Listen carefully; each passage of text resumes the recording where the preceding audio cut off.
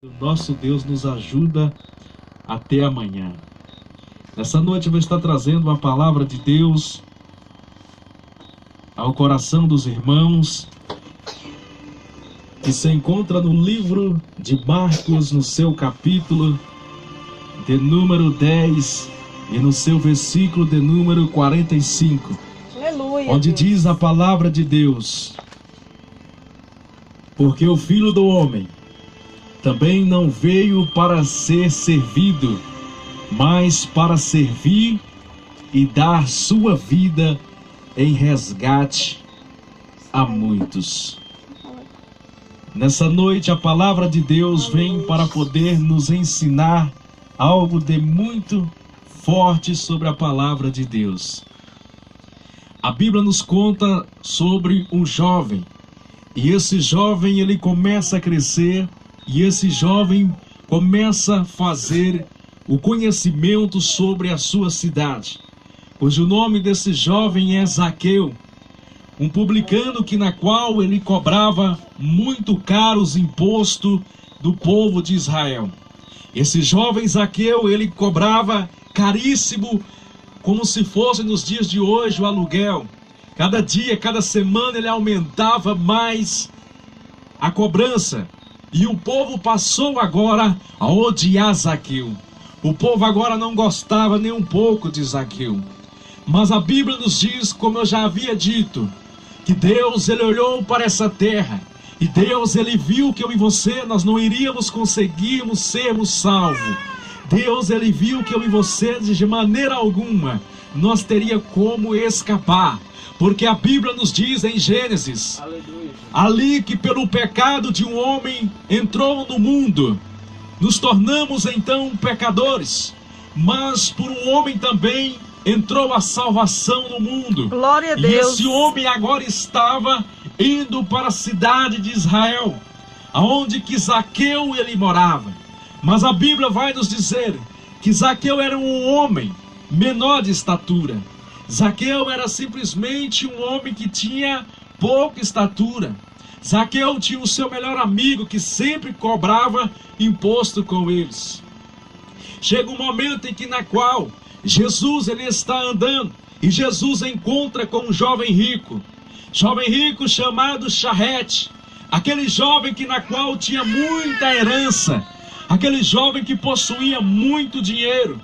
E ele disse, de certa forma, que iria encontrar com Jesus, pois ele era o Messias, pois Jesus havia curado o cego Bartimeu, Jesus havia ressuscitado Lázaro, e que só poderia ser o Messias que viria para salvar os pecadores do mundo. A Bíblia nos diz que esse jovem rico, ele está andando, ele pega o seu melhor cavalo e vai de encontro até onde Jesus estava. Mas quando ele chega, ele desce do seu cavalo e vai logo se aproximando onde Cristo estava. Jesus, olhando para ele, disse de certa forma: seja bem-vindo. Aquele jovem então chega perto, senta com Jesus e começa a conversar. Aquele jovem então diz para Jesus: o que eu faço para mim poder herdar a vida eterna? O que eu faço para mim poder ser salvo? O que eu faço para mim poder agora, junto com a minha casa, junto com a minha família, ser salvo? Jesus disse: guardai-vos os mandamentos. Aleluia. E aquele jovem disse: mas eu guardo todos os mandamentos. Eu não roubo, eu não mato, eu não adultério, eu não digo falso testemunho, eu honro minha mãe, eu honro meu pai. Jesus, olhando para ele, disse: sim, você faz tudo isso, mas lhe falta ainda alguma coisa. Falta-lhe algo que você ainda não percebeu que você tem. Talvez muitas pessoas tenham ido à igreja, muitas pessoas têm sentado em igrejas, muitos têm pregado a palavra de Deus, muitos têm dito sobre o amor de Deus, mas ainda falta-lhe alguma coisa. Jesus, para esse jovem, Jesus disse para ele: vende tudo o que você tem, distribua para os pobres, vende tudo o que você conseguiu, e depois você volta e segue-me. De certa forma, Jesus não disse para ele Vende tudo o que você tem e traz os 10% até aqui para mim. Trazei o dízimo para mim. Não. Jesus disse: vende tudo o que você tem e distribua para os pobres. Ajude os necessitados e depois você segue-me. Pois você terás um tesouro comigo no paraíso. Mas aquele homem chamado Charrete, jovem rico, ele se entristece o coração. Ele se entristece porque ele era muito rico. E de maneira alguma ele iria fazer uma coisa dessa. E ele volta para sua casa, vira as costas para Jesus. E Jesus disse: prefiro um camelo passar em um fundo de uma agulha do que um rico herdar o reino dos céus. De certa forma, Jesus está dizendo, no original do grego, Jesus está dizendo: aonde estiver o seu coração, aí vai ser aonde você decidiu morar eternamente. Aonde que está o seu coração, aonde que está aquilo que você mais almeja, ali você vai estar na eternidade. A palavra de Deus nos diz que o coração daquele jovem chamado Charrete estava agora simplesmente nas coisas da terra. Eu e você não somos da terra. Eu e você estamos passando por essa terra por algum tempo.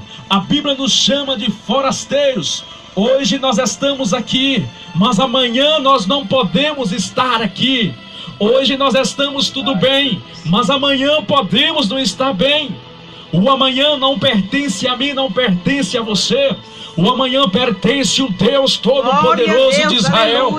O amanhã somente pertence a Cristo Jesus. Então eu e você não podemos perder tempo, não podemos perder nenhuma oportunidade para podermos adorar o Deus de Israel.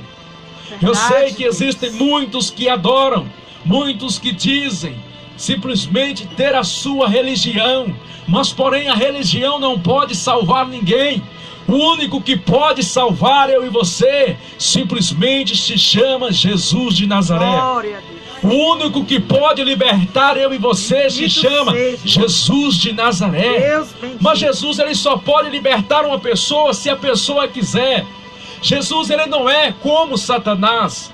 Satanás, ele entra destruindo tudo. Jesus, ele disse em Apocalipse capítulo 3, verso 20: eis que estou à porta e bato, e se ouvir a minha voz, entrarei e cearei contigo e você comigo. Glória a Deus. Jesus só pode fazer quando você dá lugar para ele poder entrar, para ele poder fazer morada. Quantos anos e quanto tempo que Jesus estava à porta, batendo no coração da nossa irmã Clemença, mas chegou o dia que a irmã Clemença abriu as portas do coração. Deus, aleluia, e ela então aceitou ele como Salvador. Não espere para amanhã, pois o amanhã não pertence a nós. Não espere para depois, pois o depois não pertence a nós. A palavra de Deus nos diz de certa forma que Cristo Jesus, ele nos chamou para nós sermos ovelhas, não para nós sermos bodes. Jesus nos colocou como cabeça na terra, não por cauda. Mas a Bíblia vai nos dizer que aquele homem jovem rico, ele chega até a tua casa, onde estava sua mãe, e ele diz para sua mãe: mãe, eu estava equivocado, mãe, eu estava errado. Ele não pode ser o Messias que veio salvar as pessoas, ele não pode ser agora quem eu imaginava que ele era. Simplesmente ele me disse tal coisa que me deixou muito triste. Ele disse de certa forma que eu vendesse tudo que eu tinha, toda a minha propriedade, para mim agora então vender, distribuir para os pobres, dar comida para os pobres e seguir ele sem absolutamente levar nada. Eu não concordei com isto e eu estou voltando aqui e não vou abrir a porta para esse falso profeta. Aquele jovem rico chama Jesus de um falso profeta. E quantas pessoas, por você pregar o evangelho genuíno de Cristo Jesus, nos caluniam, falam mal, defamam, diz que é doido, que é louco, que é aquilo, aquilo outro. Mas porém Jesus também, ele passou por essa situação. E como nós somos seguidores de Cristo, também nós iremos passar por essas situações. Situações que nós não gostaríamos de passar, momentos ruins que nós não gostaríamos de passar, mas nós temos que passar. Nós temos que passar a dor da perda. É um momento na qual ninguém quer passar a dor da perda. Verdade. Mas nós temos que passar. Nós temos que estarmos nos preparando. Temos que nos esquecer das coisas desse mundo materialista. Verdade, e pegar com Deus, para que Deus ele possa nos dar força quando nós recebemos notícias que nos deixam tristes. O Brasil, nós podemos ver que está um caos. Podemos ver que não tem carro, não tem nada, virou um caos. E muitas pessoas simplesmente